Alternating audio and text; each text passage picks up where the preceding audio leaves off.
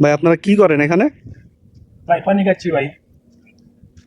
ভাই, পানি খাচ্ছেন, এটা কি পানি খাইতে কি অনুমতি লাগছে না? না ভাই, এখানে পানি খেলে কোনো অনুমতি লাগে না। এটা কুয়েত সরকারে আপনার প্রতিটি বিল্ডিং এর সামনে আজনবির জন্য সুযোগ সুবিধা রাখছে পানি খাওয়ার জন্য। এখানে পানি খেলে কোনো অনুমতি লাগে না ভাই। ভাই আপনি এই কুয়েতে ১ লিটার পেট্রোল কিনতে লাগে ১০০ পয়সা।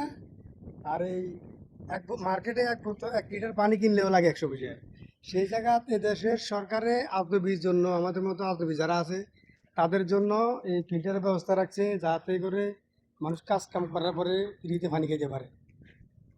আচ্ছা, মানে এখন বর্তমানে তো কুয়েতে সব জিনিসেরই দাম বেশি, তারপরেও কুয়েত সরকার এই যে পানি ফ্রি পানি ব্যবস্থা করে রাখছে, আপনি কি বলছেন এতে?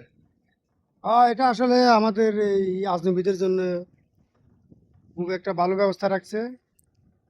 কারণ আমাদের আজনবি যারা, তারা তো আর পানি এত টাকা দিয়ে কিনে খাওয়া সম্ভব না। একটা মানুষের দৈনিক অনেক পানি লাগে। পেট্রোলের যে দাম, পানিরও সে দাম। এই জন্যই আশা করি এদেশের সরকারকে অসংখ্য অসংখ্য ধন্যবাদ যে আমাদের মতো আজনবি যারা আছে তাদের জন্য এই ব্যবস্থাটা রাখছে।